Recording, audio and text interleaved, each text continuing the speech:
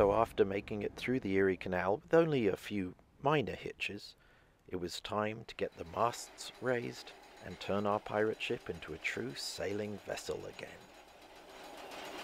I'm worried about that line that's just hanging out.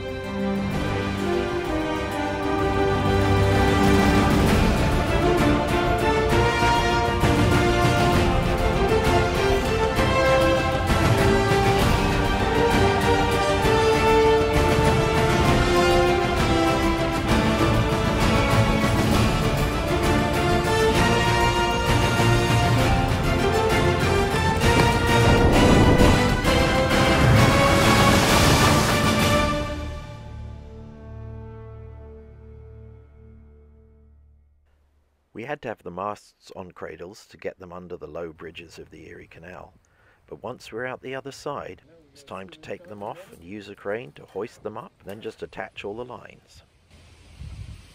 I'm worried about that line that's just hanging out. Can I put a line on it? Turn the boat around and grab that. Look at the turn the boat around and grab that. Oh, I see. Putting the masts up was pretty easy, at least for the guys at Hopper-Nose Marina, and once they were up, we needed to send someone up in the bosun's chair to attach the triatic line in between the two masts. Yep.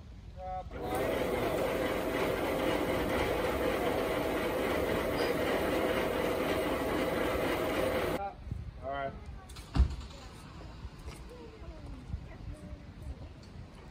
Way above my head. Trying to reach. Alan, the former owner, came up and we managed to get most of the turnbuckles working, but some of them are just jammed solid. So while we can get the masts up, we're not going to be able to tighten the rigging and raise the sails until we get some new turnbuckles. That will have to wait till further down the road. At the end of the day, the masts were set, and we thought we were ready to prepare for our journey down the Hudson. We were wrong, of course, but that's what we thought. This is what provisioning looks like. Lots of chips and cookies. It wasn't until the next morning that we realized that our anchor light wasn't working.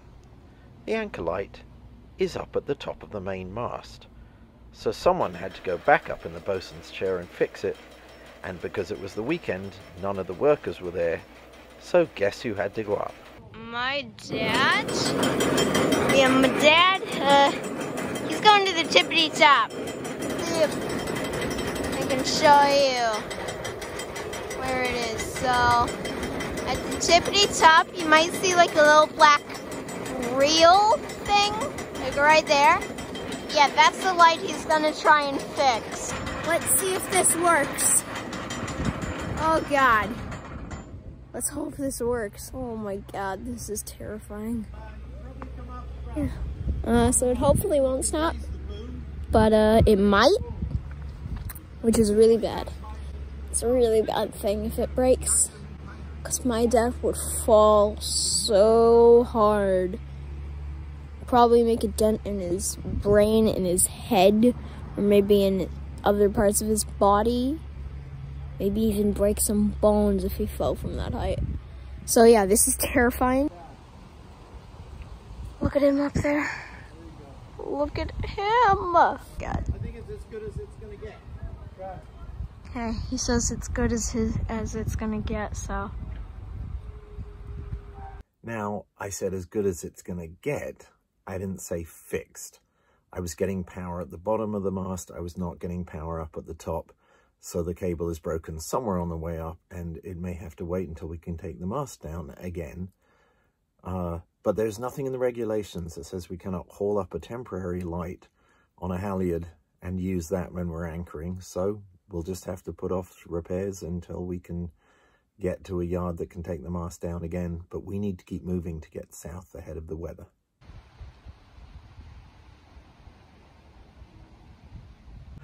We just got diesel, we just got a pump out, we have left Catskill Marina, and we are back onto the Hudson River and heading for New York City. It was Friday morn when we set sail, we were not so far from the land. Our captain, he spied a mermaid so fair, with a comb and a glass in her hand. The ocean waves through her all. You're adorable. You gotta let me see. You can't block my vision. You get that right. Look right behind. Claire. Thank you, Claire. Old man was he. This fishy mermaid has warned me of our doom. We shall sink to the bottom of the sea. Well, we just had our first night sail, not by choice. Oh my goodness, you missed some drama. The engine failed, and the diesel tank sprang a leak. So we were dealing with both of those while stuck in the middle of the channel of the Hudson. After we got that set up, the first place we tried to anchor, the anchor just kept skipping across the ground. We hadn't chosen a good place. Then we got to a marina that didn't have any room for us, another anchorage that was too shallow, and so we were left sort of steaming through the darkness, but we made it to a dock outside the Marine Museum here, and this is where we'll be for the night.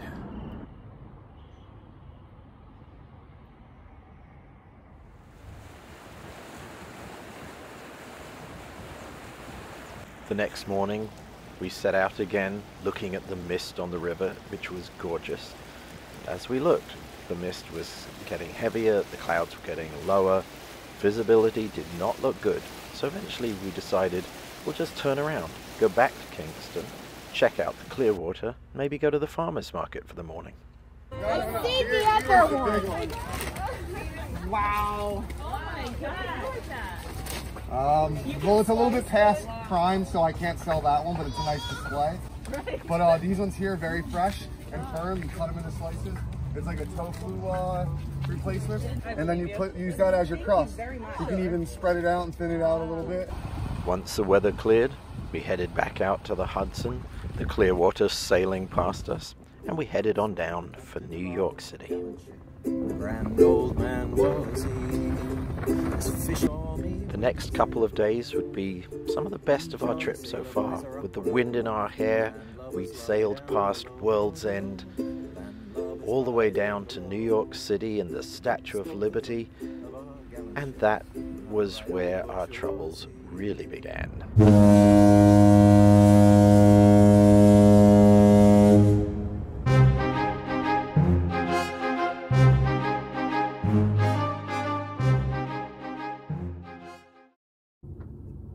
It was Friday morn when we set sail. We were not so far from the land. Our captain, he spied a mermaid so fair, with a comb and a glass in her hand. The ocean waves do roar, the stormy winds do blow. We jolly sailor boys are up aloft, while the landlubbers lie down below, below, below. The landlubbers lie down below. And up spoke the captain of our gallant ship, and a grand old man was he. This fishy mermaid has warned me of our doom. We shall sink to the bottom of the sea. The ocean waves do roar, the stormy winds do blow. We jolly sailor boys are up aloft, while the landlubbers lie down below, below, below. The landlubbers lie down below. And up spoke the cook of our gallant ship, and a right old butcher was he.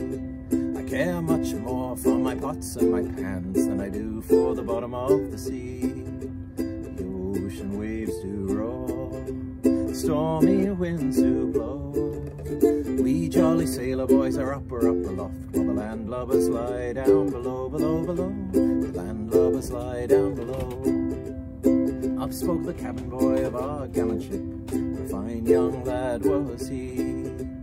I've a mother in Sussex by the sea, tonight she'll weep for me. ocean waves to roar, stormy winds to blow. We jolly sailor boys are up aloft, while the landlubbers lie down below, below, below. The landlubbers lie down below. And up spoke the boatswain of our gallant ship, and a mean old man was he. There's nary a soul in Sussex by the sea who will weep one tear for me. The ocean waves to roar, stormy winds to blow. We jolly sailor boys are skipping at the top, while the landlubbers lie down below, below, below. The landlubbers lie down below. And once and twice and 3 times around drove she. Once and twice and 3 times around, and she sank to the bottom of the sea. The ocean waves do roar, stormy winds do blow. We jolly sailor boys are skipping at the top, while the landlubbers lie down below, below, below. The landlubbers lie down